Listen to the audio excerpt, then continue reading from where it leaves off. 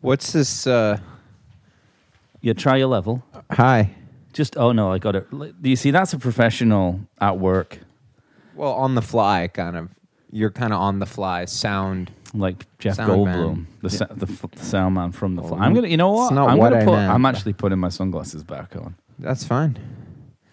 What's this? Luke's texting you all about this new Elvis movie? Lots to talk about there. I haven't seen it. Have you? No, but I was curious because it's like a Baz Luhrmann movie, which you know I like those kind of hyper gay, like over the top movies that he fashion 10 out of 10.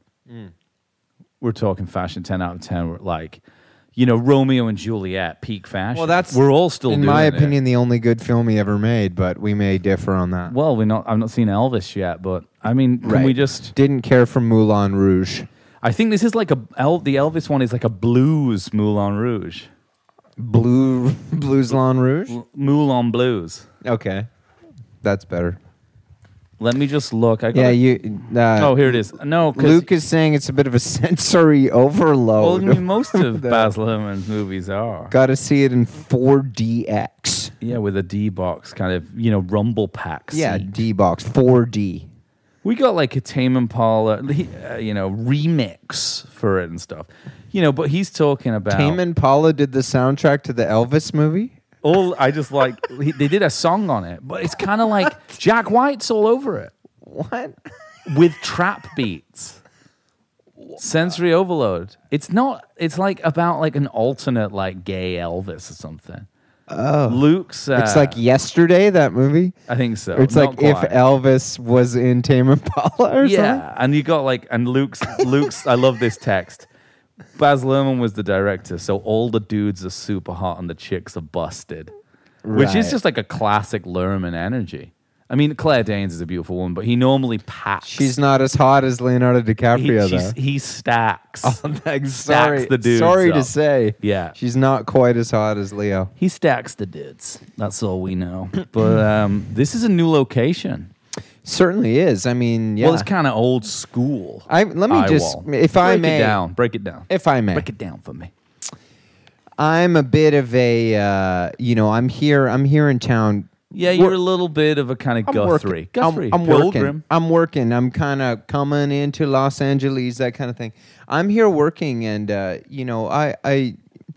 willing to say it on the podcast. Think of it as a coal mine. I no longer live in the city of Vancouver 100%. specifically.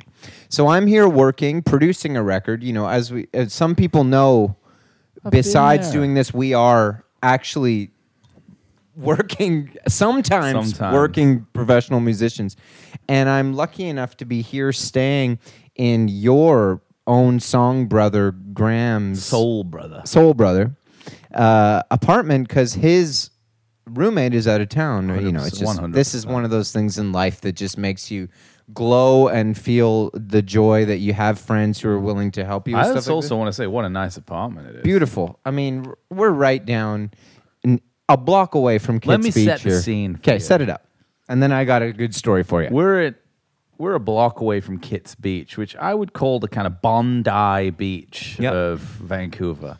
I'd call it the kind of Canberra Sands of Vancouver. Yeah. I'd even go as far as to say it's one of the top urban beaches in the Western world. Urban beach neighborhoods. I mean... Yeah, it's up there. And now here's the kind of eerie thing about it, is that, as you know, as many of our listeners know, I live not 4 blocks from here for 10 plus years. Not the coolest neighborhood by any means. Somehow extremely different where I lived. And now being down here, which I've been to this neighborhood many, many times, yet the only businesses and places I've gone to since I've been down here, I have never once been to. In your life. It's like a tourist in your old town vibe. Yeah, and you're literally 7 minutes walk away from your old apartment. Yeah, and so get this one. So the other night, you're going to love this. Well, I've got a little thing. I've got just a couple of notes here. Thanks. I've got a couple of notes. I wanted to ask you, what the hell was going on at the Karaoke Grill the other night? Well, I pronounce it the Sharky Grill. That's how you pronounce it? Yeah, I don't know how. I like Karaoke. Yeah, well, that's how it's spelled. Sharky. The Sharky Grill, yeah. So let me tell you this. I arrived on Friday evening, a bit of a journey. And you're a journeyman. Yeah, and I thought to myself, it's 5 o'clock somewhere. It's about 8:30 here. Exactly. I'll go have one beer somewhere. Could have gone to the anti-vax bar, Corduroy. So I thought I'll go to Corduroy, right? So I walk past there, and I walk past the Sharky Grill. And, they got the windows open. Oh, yeah. And I see... Kind of a Latin feel. Well, I'll get to that. I see that it's karaoke night. Nobody in there, though. Karaoke night every night. Well, so I'm like, well, it looks a bit dead, but I'll continue to the Corduroy. And I go to the Corduroy bar, and I look inside, and I'm like, just looks a little too classy for me, for the kind of guy I am. It's got a bit of a kind of freedom hangover, too, Corduroy. Yeah. You can tell, because for those listening, this bar, Corduroy, was really close to where we are right now. Kind of really... during COVID said enough is enough. And they kind of just I think I said that. Really? Too on the air, but yeah. They just kind of like established a perimeter, you could say. They really kind of were like, shut us down. And they were really into the trucker stuff. They were do really your worst. Yeah. Because it can't be worse than They kind of went a bit like infected clown. Right. Really.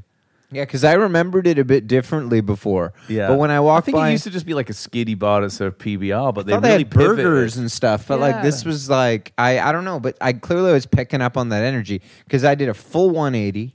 Yeah, and turned back to the. You got two options. You got this weird anti-vaccine like hangover bar, which has now got nothing to concern itself with because that's all over. Yeah. So they've got to find a new thing to be interested in. And you can tell by the people who go in there and frequent the establishment, they're still looking for a confrontation. and then your other option is the pure Latin energy. Well, they use papyrus as a font for the whole place. Yeah. Karaoke every night. So...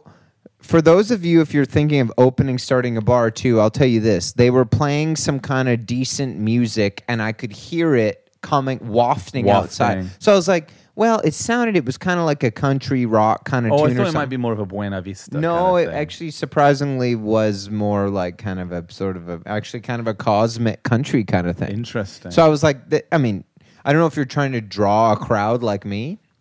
I certainly probably would have been trying to draw me that night because I spent a lot of money in there. Yeah. But we'll get to that. 100%. So I went in, I chose the Sharky Grill. Yeah. And I sat, and the sun had yet to go down. And I had... We are in the Northern Hemisphere. I mean, it goes down about 9 p.m. So I had myself a beer, and then I had another, and then I had another. And then karaoke night was starting to happen. And there were quite a few people... There was just mostly what I could tell were employees of the bar hanging out in the bar. Now, the bartender was from Colombia. The other bartender was Chileno. Yeah. And the other one... You know what it means? What? It's a type of jerk meat. A Sharky? Yeah. Okay. Jerked meat, especially jerked beef. Yeah. So, as you know, James, about me... Grill. Yeah, they grill it up, yeah. Yeah. And grill. the other server, she was Mexicana. Yeah. So as you know, when I get a few in me, the Espanol starts to come out. 100%. And we were having they were very excited about my Cuban heritage. They were really interested in helping. We were only speaking in Spanish. Cuban bluegrass. Having a lot of fun. And then the karaoke guy, he was doing which I hadn't seen before. Kind of doing the rounds. Okay. Coming around just saying, hey man, like how you having a good time? Like just want to let you know we're having karaoke and I was kind of like it's about to get keyed up in here. Don't want to say and he was kind of like no pressure, but if you want to sing and step up. I'm not trying to say, I'm not technical ability. I'm pretty low. Technical sick. But I know how to sing a song. Carry a tune. Yeah, sure. And so I didn't want to play my cards right away. 100%. So I'm letting. There were a lot of kind of regulars in there. Oh, yeah. Doing their thing. You want it to kind of be like the black sheep, a kind of an eminence grise. Who's pulling the strings? Well, I'm kind of like getting the lay of the land. Exactly. You know what I mean? I'm Paul Newman in The Hustler. I'm kind of like, I'll watch a few games. Yeah. Kind of see who. Well, like any good hustler would. Yeah, exactly. Worth their salt. Yeah, it really was like that a bit. Yeah. It was, wasn't it? I know you. Not me. Some of the other guys were hustling. They were sizing me up. Really? Like, once it started. Anyway, I'll get to Dude, I think I'm not gonna. I don't want to. I think we could probably do like a full hour on this because you probably don't remember, and I don't want to like spoil the story because I'm not going to say. You probably don't remember most of the messages you sent to me that night, so we can go over. Sure, I've got collateral. Well, that's all I'm saying. Before you get to I'm not gonna. I won't. Yeah, listen, yeah. No, I'd love to hear some of it because I'd love to. It's a bit foggy. Anyway, so the next portion of the night is there's a lovely gentleman in his 50s wearing a fedora. I mean, and he's still totally acceptable in Central America.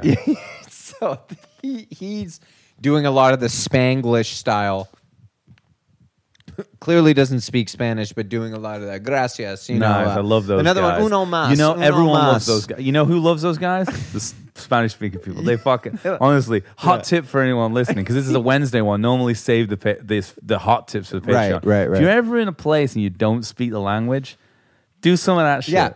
Chicks love it. Yeah, you only need to know a couple things. Uno más. Uno más. Yeah, exactly. Gracias. Yeah. Sí, claro. Yeah. And so he was doing a lot of that, and he was going up. We're talking every 2-3 songs. He's got a lot. And so I kind of sidle up because I didn't have a good view of the stage. Hugely important, but you don't want to like. Even that would be like a good hustler, a Paul Newman style hustler. You don't want people to know you need that view. No, I don't.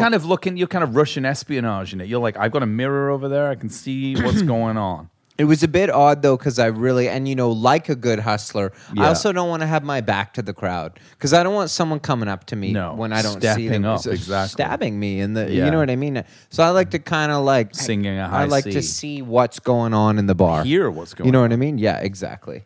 So I just kind of moved, sort of took the back to the wall. Took the bar staff by surprise when I moved because I'd been there a while and they were like, kind of like, "Are you leaving?" And I said, "No." The shape that Johnny just did with his body there, which he might have thought was kind of like a debonair hustler vibe, more of a praying mantis kind of vibe. I don't know what that was. But it was interesting, the shape you just pulled. Oh, you threw a shape there. It was, exactly. You're doing it again. Sure. Yeah. So I went in there. I was kind of like, no, don't worry. I'm just like to get a better view of the karaoke. I'm a fan. Yeah, exactly. So I sat there and I found myself next to the fedora-dressed man. And we got to talking. Nice guy. Very nice guy. Did you talk in English with him or did you talk Yeah, well, I'm pretty sure that's all he spoke. He was from Chicago. Yeah. Well, fedora is also fine in Chicago. And he was great because he was, we got talking about what each other did, and I was saying I'm a musician and stuff like that. And he was like, basically dropped one of these lines, which I love, where he was like, he's like, he didn't say he considered himself a musician too. He's like, like I play the auto harp and I do karaoke. Yeah. As almost as the karaoke is a form of being a musician. He's sort of I think on the circuit. I would say these days it's a more real form of music than anything we do, based on the X factor and the voice and stuff, and the way people. Well, what I gathered from that is that he works the circuit. He's come. So he's kind of in town, and in Chicago he worked the circuit. So all the bars. If he's come in, well, karaoke people do that. Yeah, I know. There's a night they started doing a night at the Marquee near me, and I'm normally in there until 9:30. They got this karaoke night going. Yeah. Last Monday, first time I've been, had some bad news. Really wanted to drown my sorrows last Monday. And I was in there with Sophie. Mm-hmm. 10 o'clock, it's quiet. They're starting karaoke. 11 o'clock, I'm like, now it's past my bedtime. By midnight, police there, like literally raging. It was raging.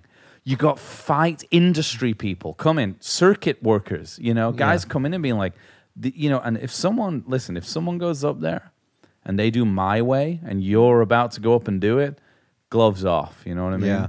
Yeah. Do people, I wonder with guys like this, do other people see him and presumably, like, oh, he does this song, like, I ain't going to touch more than a feeling tonight. Well, I mean, I would think that would be knowledge you would acquire on the circuit. You would know. You'd know. This is kind of my signature move. Yeah, and exactly. You don't do like it. Like my Hadouken. Well, if you're playing against Dr. J, you're not doing a skyhook 100% on the court. No, I understand. Unless you want to get stomped after the game. Absolutely. You know what I mean? 100%. Or maybe, Kareem Abdul-Jabbar. Yes, to Kareem this guy? Abdul-Jabbar. Yeah, I didn't want to say anything. But okay, my bad. Dr. J, just kind of your classic dunks. Layup. No, he was a dunker, big Right. time. Windmill. Oh, he would windmill? Oh, sure. Okay. Yeah.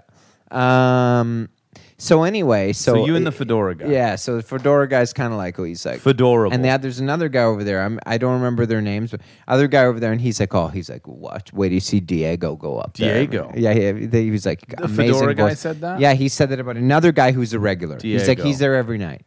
Argentinian guy. Yeah, I'm not too sure where Uruguayan, he's from. maybe. But the funny thing is, Fedora guy, I was like, it's neat they do like a karaoke night here, and he was like, oh, dude, 7 nights a week. 7 nights a week. And I was like, it's that's a karaoke bar. Commitment. Yeah. To karaoke. So I'm thinking to myself, what the hell? Yeah. Now I'm about 5 pints in, and I'm starting to text with you and Mike. By the way, Strangle. This is the best. Okay, let me just diverge here because this is so Stranglehold Mike. Sometimes we get into this. He's simultaneously. I'm texting you and Mike, my top guys at this point. I'm going to spend the rest of this podcast trying to get Judy, that is Graham's cat, to sit on my lap. So you know. Oh, good. I'll be doing that. She's very, very shy, but she does with me occasionally. So I text Mike. I said, I'm at the show. Texts are so good, man. I said, okay, this is 9:21 p.m. Yeah. I'm definitely pretty cut already. Yes. I'm at the Charkey Grill in Kits. It's dead in here, and it's karaoke night. I wall. Yeah. Lol. Some guy singing 6 feet from the edge. Who does this one? And Mike, in classic Stranglehold fashion, doesn't even acknowledge. No. He says, I'm at the Princeton watching the best cover band I've ever seen. Amazing. And I said, is it Creed or something? I think it is Creed that does this. I'm 6 feet from the edge and I'm big. I'm going to imagine. That was Diego did that one. Oh, nice. Sounded pretty good. And then Mike says, these fuckers just did a rocking version of Cats in the Cradle. Incredible. And then this is the best. You'll love this kind of stuff, James. Please, yeah. Like I said, fuck it. Fuck it. I'll cab over right now. And Mike says, don't. And I said, are you scared of us being together at the Princeton? And he says, I got to work tomorrow at 5:45 a.m. And I said, okay, I'll spare you. What would happen if I showed up? Well, listen, I mean, I want to just on the topic of Stranglehold, and I think that this needs to be said. Oh, this one needs to be said. I'm just gonna find it because this is one of the best texts I ever received. I haven't laughed that hard in some time, but so we were out at your show. Also, the amount that I laughed, everybody needs to know, is based on a history of knowing Mike for a long time. And certain stories that I don't think he would feel doxxed by me saying this. I think I think this is like how funny he is. Yeah. This is a punchline. Sure. I mean, if you're hanging out with Neil Cassidy, you're gonna get you never. I mean, he has that energy. It's for funny sure. because he could have just gone home, except that he can't drive. But sure. But give him some speed. I'm traditionally, sure Neil Cassidy, famously a driver, a great driver, famously a good driver. Yeah. Even when it was depressing and he was doing it with Tom Wolfe. But it's possible that Mike sent this message just from bed having a normal night. The point being, it's also possible that he really was doing this. And that's what's so wonderful This was the night about of him. the Mapache concert. Which we haven't really talked about That's much. fine. Whatever. Great night. It was a great night. I got some thoughts on it. Okay. I mean, I could talk to you about it a little bit. But I was hanging out with him at the show. And this is Stranglehold. And he just wrote to me, because I left at about 11:30. And he just wrote in the morning, great seeing you and Sophie last night. I wound up on a lawn chair with some randos last night in the park. A couple of retirees, a cripple, and a veteran. Yeah, I mean, only he would speak that way and wind up in a situation like that somehow. And you know what? I told him it sounded like a chiller night than I had. Mm-hmm. But anyway, that's a different story. I loved the show, man. Great. Loved it. You know me. I mean, I'm a Johnny Payne fan right down the line. And I say, they're lucky to be on a stage with you guys. I'm telling you. I appreciate that. Song for song. I know we're talking about karaoke, but karaoke is where it really gets settled. Pound for pound, song for song. You got him. I appreciate that, James. You're a sweet man. You got him. But speaking of right down the line, yes, that was the first song I chose at the Sharky Grill. Right here. Let's hear that. It says, "I've laid down roots here. I'm a major player. Right down the line, just brought the house down. It's sleazy as fuck in this place. This is the first. I knew you were there." Quote, "People are calling me a ringer." That's what they were saying, dude. That's what I was talking about. Yeah. So the Fedora guy, I did write down the line. Not Diego. No, Fedora guy. Because Diego did Creed. But let me say this. I did do a really good job on Right Down the Line, and people were pretty into it. Did you hit the woman? Oh, yeah. The woman. You got that? No, you mean the... It's been you, woman. No, the part that's really gets it, I'll blow it right now, was... tell you that every day I'm loving you so much more. I can't do it now, but when you hit the falsetto. Yeah. Because you believed in me. I was in the zone. I just want to say this is my way of telling you that every day I'm loving you. Yeah, it's so very good much stuff. more. It's the wrong key, so we're not. Same key, I think. Yeah.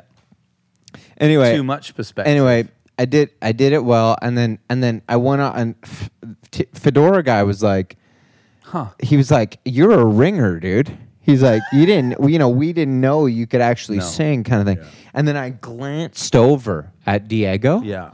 And he just he was looking at me and just gave me kind of I just sort of nodded to almost like a guns, what I said to, actually I said this to Fedora guy. It was like in Bloodsport. Yeah, well, you did I write here, that? Yeah, it's like Bloodsport in here. No, like it's kind of like when you take a guy out, like win and then you kind of look at the top dog, and you're like, you're next. Yeah, he gave me that look. Yeah, yeah.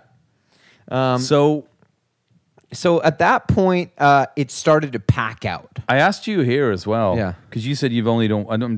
This is the collateral. Because I mean, me, I like to have everything written down in case the worst happens. Yeah, well, I keep documentation of everything. I asked you here after you said Diego is nodding in appreciation. Yeah, like it's Bloodsport, and I said, "What's your technical score tonight?" Yeah, and your response was, "I've only done one song," and you said 8, and I just wrote back, "I figured 8." I nailed it. So you were at 8, and I felt I was beyond my normal. Yeah, I really got up there and did the Rafferty. Well, Rafferty's got a high technical. He does, and I mean, it wouldn't be if I'm comparing myself to Rafferty, it wasn't an 8. So maybe a 7. Yeah, but I mean, in the case of that night, in the Sharky Grill with the monitors, microphones I was working with, it was an 8. And the karaoke guy, even mid-song, during the guitar break, was like, "You have a beautiful voice." Nice. Man. Gave me one of those, so I don't get that too often. Shoulders I'm back. more of You've a got Lennon kind of raspy. Interesting you bring up Lennon, because you said here, only done one song, Lennon's coming up. That's what your message says to me. That's where I decided to go next. Yeah. And I said more of a natural feel, which involves technical intelligence. Yes. Right. Imitation. Yeah, because this is good stuff. Yeah. So and we were talking about the idea of, because ranking karaoke, whole different game. Yeah, it is. Because if you're able... Covers are interesting. To imitate well, that's technical. It's technical. Yes. Exactly. So it takes intelligence, which is considered technical. To do John. Yeah, because it's like if you go up and do Imagine in your own style, that's all natural. But if you can do it in John's style, well, that's more of a technical feel. Yeah. Very technical. His nuances, all that. Yeah. So I did, I went up and then I did Just Like Starting Over. Nice. Double fantasy, which cracked me up because a horde of kids were in the bar. Yeah. About 30, 20-year-olds were in there. Yeah. And I finished and I walked off the stage to about 4 young men. Yeah. That kind of came up and just were like, men. Respect. No, they kind of gave me, it was almost like, pounding? We know Beatles too. Oh, they know him. Yeah, they were like, the rest of these people, fuck these they people. Don't know what you just did, but we want you to know that we know who John Lennon is. Dude, it just sounds, let's go there tonight. 100%. I just assumed we were. Oh, yeah. You might. I've been thinking about, and we've mentioned it a lot to each other, but I don't know if we've ever mentioned it on the podcast. I think gearing up to tour this shit, we got to tour the pod, right? Karaoke night after. Exactly. Yeah. We do 1 hour. That's the way to do it. We do 1 hour live pod.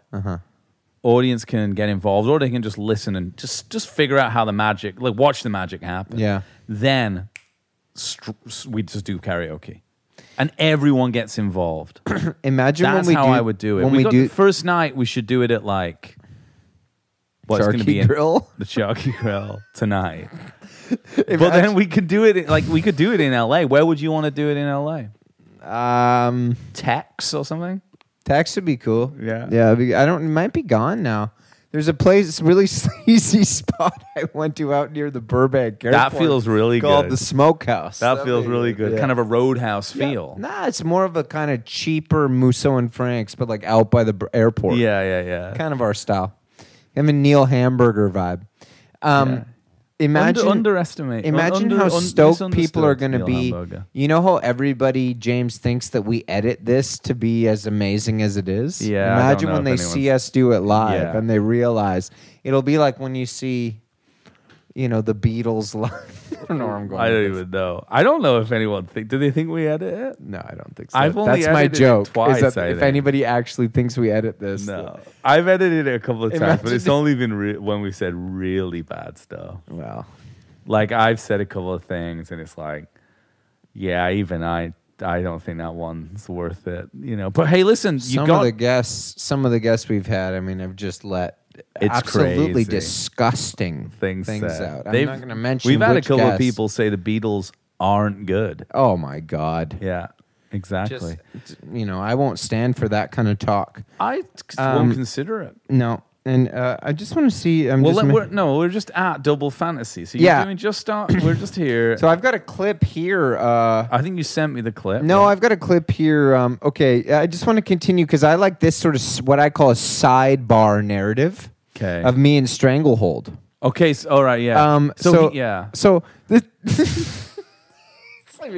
So this is you, we've got, and you're more of the kind of writer than me. So we've got a kind of main story A happening. Yeah. Which is you in the Sharky Grill. It's bit of a Fridays at Enrico's vibe. Okay, where it's sure, great book. It's Carpenter energy. Yeah, exactly. There's two kind of simultaneous. So here's kind of So here I say now I write to Mike Stranglehold. I say the karaoke guy is crushing Against the Wind by Bob Seger right now. That's power. And I say I repeat the line I said to you. This is the sleaziest place I've ever been. Yeah, it's all old veterans and Colombian people, which it was at the time. There were a lot of veterans. There were veterans in there. There were a lot of veterans. And presumably, some kind of... Well, because they had the hat that said veteran, Okay. Maybe they just got the hat, though. I don't know. You can just buy the hat. They don't, ask you at the store. And I said it feels like kind of an off the strip Vegas vibe. Oh, it's kind of an off which the it strip did Vegas, a bit. Or like a 29 Palms kind of vibe. Yeah, and then Mike, again, couldn't care less. He writes, I love it's like he's got his own narrative. Yeah, 100%. You'd love this band, tightest harmonies I've ever heard. Who's the protagonist in this story? I don't really know you yet. or Mike? And then I said, I'm calling a cab. Because I'm just trying to freak him out. Oh, of course. You got to freak the squares out. And then he's just laughing. And then here we go. This is a really good part. Mike, like, actually, he starts to take the cover band seriously. Yeah. You know what I mean? He's like, they're doing Get Back now. Yeah. And he's like, and they're a greasy band, dude. He's like, not polished. I'm loving this. You know what I mean? You kind of like you turned into Mike by way of Tucker Carlson then. It was weird. You was kind of like, what is going on? Oh my God. Who are these people? I forgot about this not part. me. Listen to this. So a guy, it wasn't Diego. It was a different guy. Okay. Went up and did Billie Jean. Oof. And did he use an SM7? He used his own mic, kind of like his own bowling ball in Kingpin. That'd be cool. Yeah. But this was my take on it. Okay. Guy singing Billie Jean here with a lot of intensity. Okay. I think he may have an illegitimate child. Particularly the kid is not my son line. He's emphasizing. And I remember that because he'd be doing it. And then he's like, but the kid is not my son. Wow. Kind of like more of a James Hetfield energy. It was a bit kind of like Saint Anger. I was like, okay. Yeah, dude, it's fine. Let it out. Yeah, Go let it out. He may have recently been served papers. Yeah. Or something. Sometimes you got to get it out your system. And Mike, no response. No. I thought that was kind of funny. Yeah, no, he's kind of now. He just says, ranking. Check this out, and sends me a video.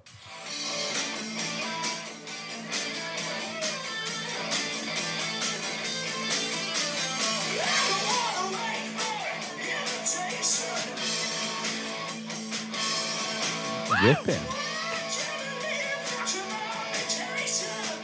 Wow.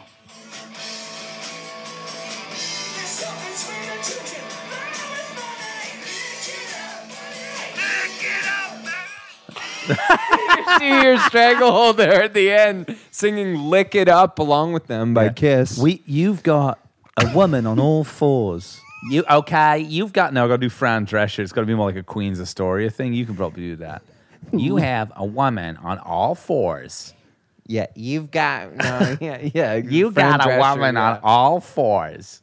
Okay, you've got a woman on all fours. Okay, yeah. Holding a glove. And there's a leash, okay? With a dog collar around her neck. Okay. What's okay? With a male hand pushing a glove up into her face. Yeah, so I had to ask Mike, what song is that? And he said, Lick It Up, dude, by Kiss. Like I'm an idiot. Like you're a fucking clown. And then this is where I love, like, where the shift in his mentality goes. Yeah. That he goes, they're doing Cheap Trick now, dude. Just cab over.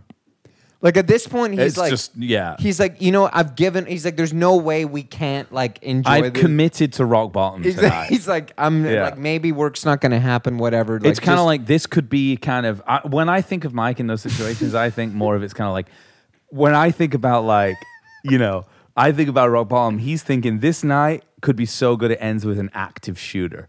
Like, it's really, really it's really low. It could just...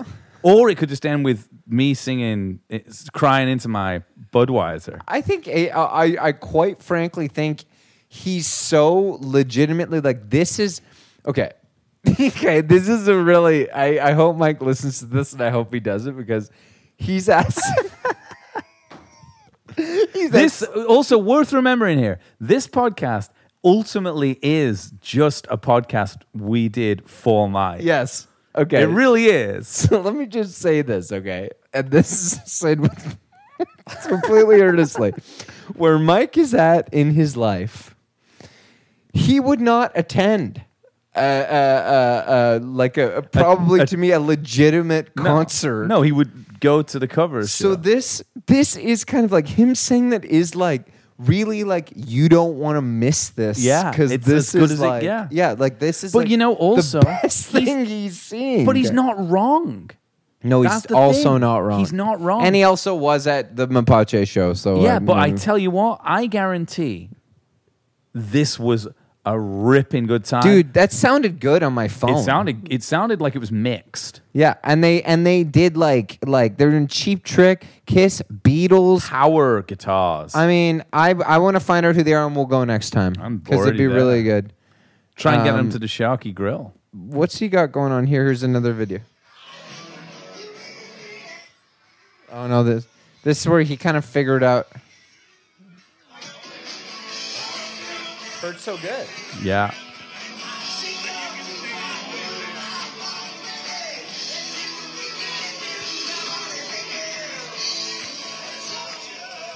Pepped up version too. I mean, that sounds good to me. That sounded peppy. That's where it kind of fizzles out. But anyway, so long story short. Well, no, I'll continue on. Please. Let's try and get to the end. But kind of long story short is that it kept going. I think you have a bit of a text there for me about the sort of the process of choosing my next song. Let's see where you're at. While you find that, I'm just gonna grab another beer. Yeah, grab me one too. Yeah. I mean, we were talking. Let's just get back. Well, I mean, that comes later on. Okay, here, let's have a look. Okay, we got the guy thinks he's a musician because he plays the auto harp. Works the circuit. Do me a favor, be careful before you just read everything. Oh, don't worry. No, listen. I'm only because I don't remember it. I'm not gonna have time to edit. So yeah, okay. It's a deep study session being in a place like this, is what you said. And then we've got else. Well, see, at one point I was trying to decide on my next song, and you suggested Imagine. Well, no, I mean, sorry, what did I suggest? You said Imagine, and I thought it could all... No, Let's dude, you said Smooth. No, I did. I said... You said Santana, Smooth. I said do Smooth.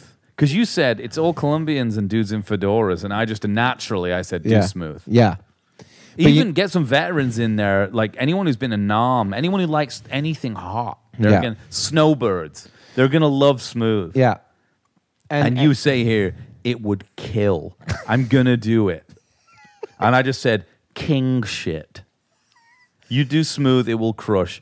What you don't know about this, though, James, is that right after that, somebody went up and did Smooth. And I did it crush? Text you and tell you. Did it crush? It was good. Yeah. Rob Thomas. Well, no, that was the point of the night where I went outside for a cigarette. Which is often the blackout moment. Yeah, no, but I was lucky because I don't know if anybody who drinks who listens to this podcast, if you know this, if you start smoking early in the night, you can keep smoking. It's only if you have your first one when you're already drunk, you're in a problem.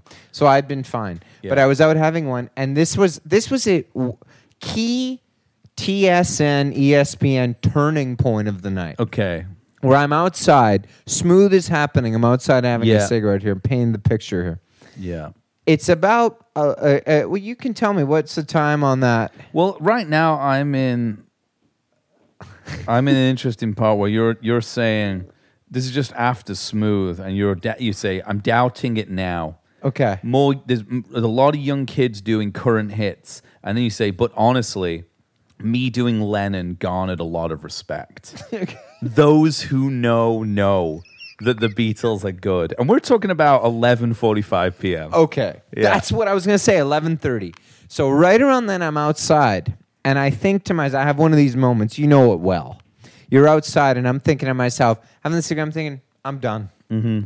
You know, this is good. I've traveled a lot today. I'm going home. Yeah. And I'm stubbing, butting out my smoke. Yeah. And as I head inside to pay my bill, I hear behind me, Johnny? And it's this guy that I kind of knew from Zulu for all these years. His name's Murph. Great guy. Nice. Not the drummer in Dinosaur Jr. No. Great guy. He's an actor. He's all this. Really, bubbly, energetic. Boisterous. Really, like, with a bunch of friends. Yeah. Were you in here? Oh, meet Johnny. He's this, he's that. He's a great guy. But you know how it goes. And then it's, come on, let's all go in and hang out with. He's buying drink, and then it starts. And Yeah. and then I'm there till they close. Well, but there's more to the story. Kind of like where we get here. Kind of, this is where I'm probably going to sleep. I just say go straight for the jugular. Yeah. Imagine followed by My Way. Bring the house down. Yeah, double shot. And you said I can do Frank. I'll ask the karaoke guy if I can do a double shot. And I said it's a savage double shot. And you said the karaoke guy and the fedora buddy are suggesting I do Semi-Charmed Life. I want to know, did you do it? Let me tell you, I did it. And you crushed? Oh, yeah. Did very well. This is at 11. We're talking. And that is kind of like lights out over from you. And well, for me too. And let me tell you how lights out over it was. Yeah. That at one point, I went outside. Yes. To have a cigarette. And the bartender came out looking for me because he thought I was going to skip out on my bill. Really? Which rarely has ever happened to me. And he was like, hey. Graham's mentioned in his experience of being there at the Cherokee Grill. And, I will be there tonight as soon as this podcast is finished. Yeah. Graham's mentioned that he's been in there before and a couple of the bartenders have been a little uneasy, little bit kind of trigger happy. Well, what I gather is that this kind of thing happens to them a lot. Right. That they get people, Kits Beach, kind of... riff-raff. What do you call them? Kind of... sort of Kits Beach style bros. Oh, who walk out on their coming tabs. in and just drink and then just leave. Really? I bet. I've encountered some of these fools and they're idiots. I don't know why they don't just Quite frankly, they're clowns. Why don't they just have the system that Americans and British people use where you pay for your drinks? Well, let me just say what I said, what I responded. He came outside. He said, "Sir." Yeah. To me. "Sir, you haven't paid your tab." And you know what? I looked him dead in the eye, James, and I said, "Santiago, I would never do that to you." Do you that way? That's what I said. I said, "I know you don't." Lo siento. Yeah, lo siento. I said, "I know you don't know me. I feel you. You don't know me. Yeah. But if you did, you would know. That is something I would never do to you." As a Cuban speaking and I looked him dead in the eye, and that's all I needed. He turned around, he walked back inside. Did he cry? No, he didn't cry. Did you cry? Latin style? I don't remember, but... Oh. It had a very duende feel to it, as you often say. Yeah. You actually said, "Santiago, let's go out to the ocean right now. Yeah. Together. Sí, al mar. The moon, it has a halo. La luna. Sí. My love, she has died today." Yeah. You see that rock over there, and that is, I look at that rock and I see my dead husband every day. He was a sailor. Yes. Yeah. That's kind of how it felt. So yes, it's kind of more of a clean, well-lighted space. The Hemingway short story where you got the older bartender. Now and the I know younger where you're one. going. Yeah, It's kind of that vibe. So Santiago, really, what's happening there is he just doesn't want you to go. Yeah, I mean, I got the impression he wanted me to pay my $160 bar tab, but and I like where you're headed with it. But some people need a clean, well-lighted space, right? So it makes them feel comfortable, like the Cherokee Grill. That's my vibe tonight. I'm going in full man from Del Monte, white linens. Yeah, I've got my Banana Republic energy. Yeah. I'm going to go in there. What I will tell you... So, sorry. Hey, listen, please. What I will tell you is that when we all left and we closed it down... Yeah. Murph, the whole gang. Yeah. Fedora guy. Lou Barlow, Jay everybody. I mean, karaoke guy, Fedora guy, Diego, Murph, his friends, everybody. We're all outside. They kicked us out. Yeah. We're out there. And one thing was agreed upon, James. Okay. We'll see you here next Friday. Okay. Phenomenal. And that was Friday night. And let me just tell you, you are welcome. And we're going there this Friday, all of us. So, okay. Well, I mean, I'm going tonight. I'm going tonight too. And it's they'll Tuesday. probably, quite frankly, they'll probably all be there. Yeah. Just degenerates. Yeah. Frankly. Well, he told me, the Fedora guy told me he's there most nights. Yeah. So not working the circuit. The best part was that what I was going to say is, I think this is really dorky. But I mentioned this on the pod. I have a karaoke list, so that if I hear a song I think that I could do, I need to do that. I'll write it down. And so I said to Fedora guy, I said to him, you know, thinking I'm some kind of, you know, genius for doing this. Hey, do you have a karaoke list? Because I have one. He's like, he pulled out like a spreadsheet. It's a spreadsheet With categories. Yes, ranking. It was like song. It was like early. Oh my god! Early. I wish I could bring the night the category. Remember, it was like early night build up jams, like midnight chillers, like end of the night, like bring it down, like pump up. It was like all down by like style. Amazing. I mean, you can't write this stuff, I mean, man. you can't. I'm trying. Yeah, I mean, these are the reasons that comedy's not funny anymore. I know. Because it's happening out there in the streets. Yeah. Well, this is why all we have to do is live it and tell it. Exactly. Because, it's like... I can't wait. I hope he's I know there. He's going to be there. Yeah, I hope he's there. These guys, it's a night out for them. It's like a night off for their families.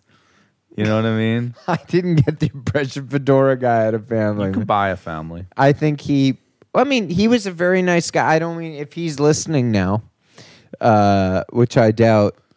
He was a really, really great guy, but I got the impression he was a single man living in the city. Okay, a couple of things then I want to bring up in the last 15, because just a couple of other things, because, you know, we're still doing the data entry. We're in that phase here. Yes. Something that Luke texted us, and I kind of want to just like wax on this a little bit. Okay. Because this is kind of my section of the podcast, I think. Okay. A little bit. And then, you know, I kind of try and connect the dots. It's a little bit like, I call it kind of like the musical equivalent of 3 days of the Condor. To me. Okay. You kind of, you know, fade on. I'm trying to connect your fade on. I'm trying to connect the dots. You know what I mean? Sure. And I've got you and I'm pulling you in a car. Okay. And I'm like, just listen. I know this sounds crazy, and then we sleep together eventually. But that, you know, but that could be just making music. Episode 500 or something. Maybe, yeah. So the James Gang have reformed. Okay. I saw a bit of this. Okay. So the James Gang are playing a show. The opening bands are 9 Inch Nails, the Black Keys, and the Breeders. The headliners being James Gang, featuring Dave Grohl on drums. Of course. And it's interesting because, first of all, what a demented lineup. I can't get over the lineup. The lineup makes no sense, but I guess that is as clear-cut a example as you need to realize truly how much weight Dave Grohl is carrying. Mm-hmm. Like, because certainly the James Gang are like, maybe they'd go after the Breeders. The Black Keys are bigger than the James Gang by a mile. The James Gang weren't even big when the James Gang were big. But I guess it's about their heritage reforming for one show. I mean, 9 Inch Nails, why are they on it? Like, what the hell's going on there? Why are the there? Breeders Well, on? I mean, Kim Deal, she's just... But like... She's just getting any gig she can take. I know, but I'm like curious why, because I'm like, Black Keys, 9 Inch Nails, Dave Grohl. There's a connection there. It's like old guys. No, it's like old guys who are in documentaries about music and stuff. You know what I mean? Like, well, I guess the Breeders are heritage at this point. Yeah, I guess. And Frank Black's probably like, they probably need female representation too. They need a band. I mean, the Breeders, I'm just saying, are like a bit too cool for the bill. Maybe. I think 9 Inch Nails might be a bit too cool for the bill. In their kind of demented, he's twisted. I mean, now he's become James Gang, headlining that show with Dave Grohl as the drummer. And is he drumming? It just says featuring Dave. Maybe he's singing. He could be lead guitar. Yeah, like. and I think I think it points to the fact that, like, you know, what we've seen and what we're seeing happen is, and the first time it happened, I think, there's a radio station in Vancouver called Rock 101. We don't have these stations in Vancouver's Britain. Rock. We don't have these stations in England. In fact, classic rock as a genre doesn't exist in a radio format really in England. Mm-hmm. So when I moved here, you learn about it. And obviously in America, it's sort of ubiquitous with the radio. And it is traditionally has been 60s and 70s music. Springsteen, Don McLean. They play about 20 songs on 20 Rock songs 101. about. But at some point, presumably at some point, much like with the Blues Reset, there was a movement of 80s bands that felt nothing to do with classic rock. Flock of Seagulls, Tears for Fears. To be like, we need heritage status so that we can continue to garner money and make money. Yeah. So we need the same reverence and the same revenue streams as Led Zeppelin and the Beatles. I see where you're going here. So that happened, and it did, and you get these classic rock formats that also pepper in like songs from the 80s, Big Rock's White Snake or something.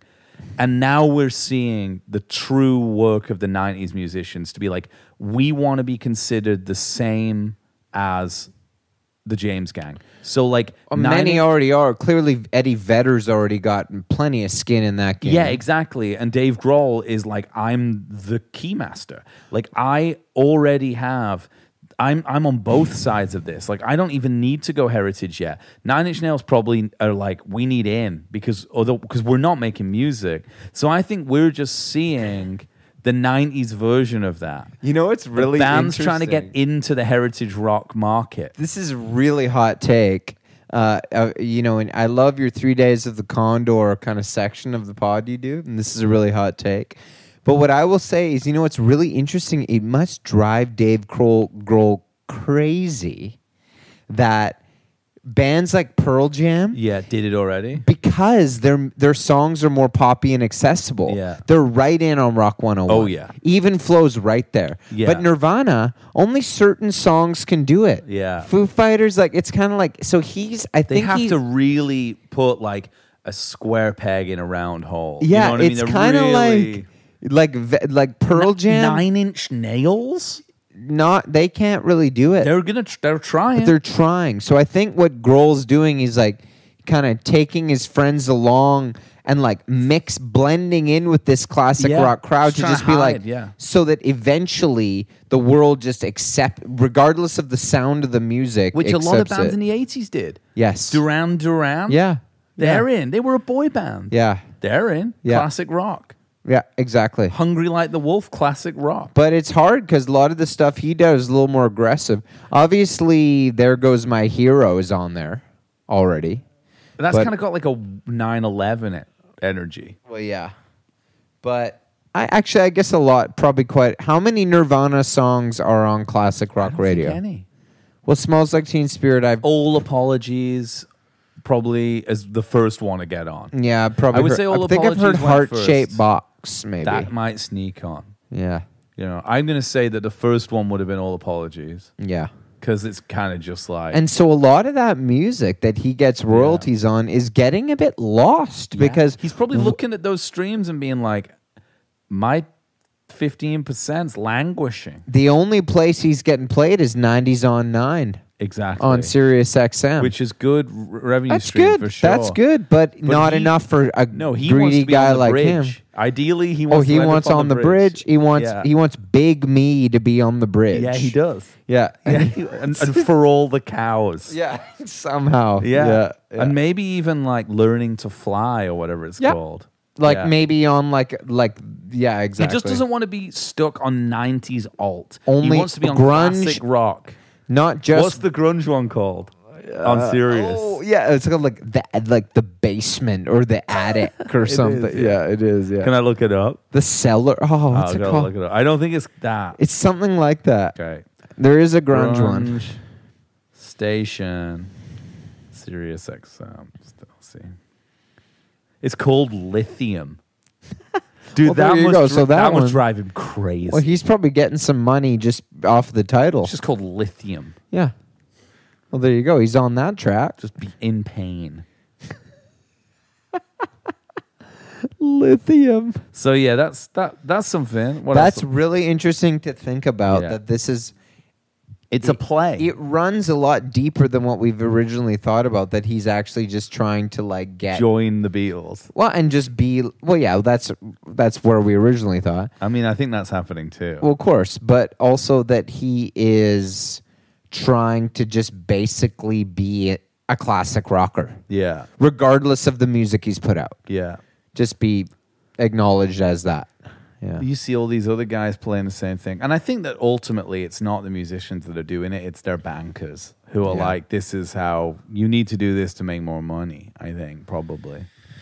So, last thing to finish up on, let me look. I'm going to stand up for a second here. Oh. You know that Johnny Depp, somebody sent us a video of him doing a Dennis Wilson cover. It's ridiculous. So he's not too sure whether he wants to play John Lennon and the Beatles or be the drummer for the Beach Boys. I actually found an interesting website online on Facebook. It's like a Facebook page that I sent you a couple of headlines from, but I really think we could do like a deep dive on. And it's like called like the Beach Boys 101 or something. And it is like, this guy is like, I don't know who is writing this shit, but it's hilarious. It's like, is it time to consider Stamos as an official Beach Boy? Sounded like the title of one of our episodes. 100%. Is it time to consider, is John Stamos the Dennis Wilson? The drummer? And is it time to now consider John Stamos as the most recognizable drummer in the Beach Boys? Like, is he the Ringo of the Beach Boys? Also, major shout out to Vom Cruise, our friend Sam, for creating that asset of what would Dennis Wilson look like today in this picture. And just before I finish, because we're fugue stating, still don't know if we know what that means really. I've been in session this week with You want to shout out some major shout players. out a patron. Yeah, Toto level musician. Matt Kelly. Yeah.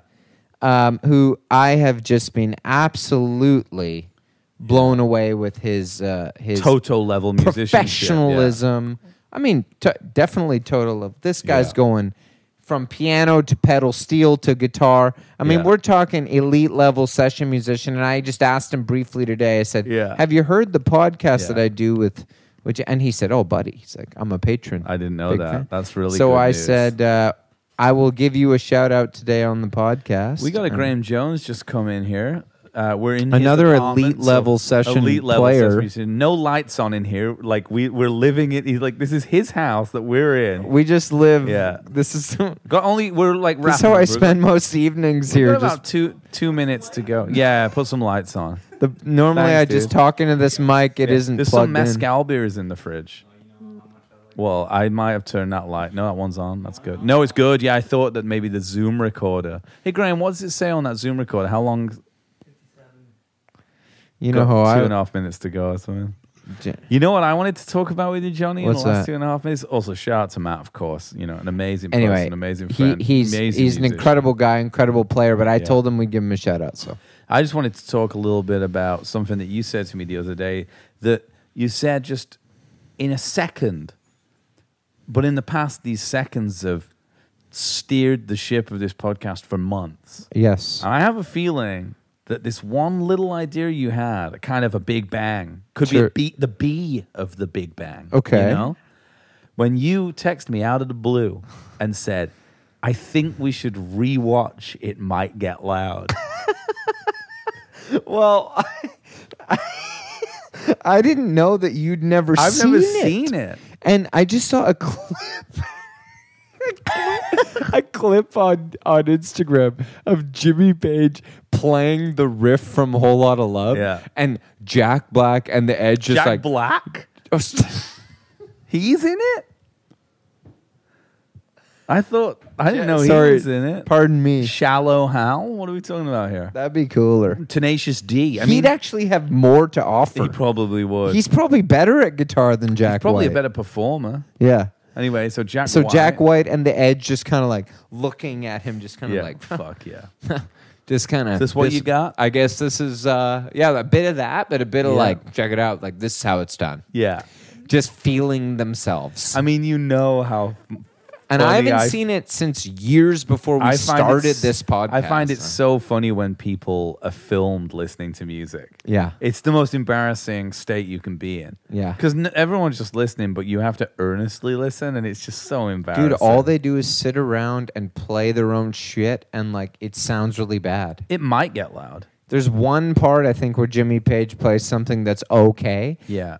And that's where the thing where Jack White builds the guitar to the Tree log. stump, yeah. It's the opening of the movie. Yeah. I mean, this is going to be big. We should probably do one of those, like, we watch it and film it. I still want to watch Hired Guns. I tried to find it last night. I tried to find it. I've not finished it. Graham doesn't have that app. I've got that app. What app is it? We can do it tonight. Crave? Prime what? Prime. It's on Prime. Hired Guns, minute 1, you'll be pissing your pants. Yeah. I watched it until someone committed suicide, playing for Mandy Moore or something. Shit. I got that far in. That's what I was afraid was going to happen. These I thought it would be one of those guys who had to soak themselves in mud before the Nine Inch Nails concert. It's that kind of vibe. This fucking Trent Reznor made people do meth and like get face tattoos and then expected them to go live back in Delaware and now he in the thinks basement. he can open up for the James Gang? I'm sure Joe Disgraceful. Walsh was, but back in those Joe days, Walsh everyone would was never. doing. He would never. That Even guy if he is did, he wouldn't remember. Let me tell you, he turned a blind eye to anything that Don Henley was up to. Really? I have faith that he was if he wasn't a good guy, he was certainly too fucked up to see anything that I was had a going weird on. Don Henley thing, but it'll have to wait for the next episode. You know? All right. All right. Peace.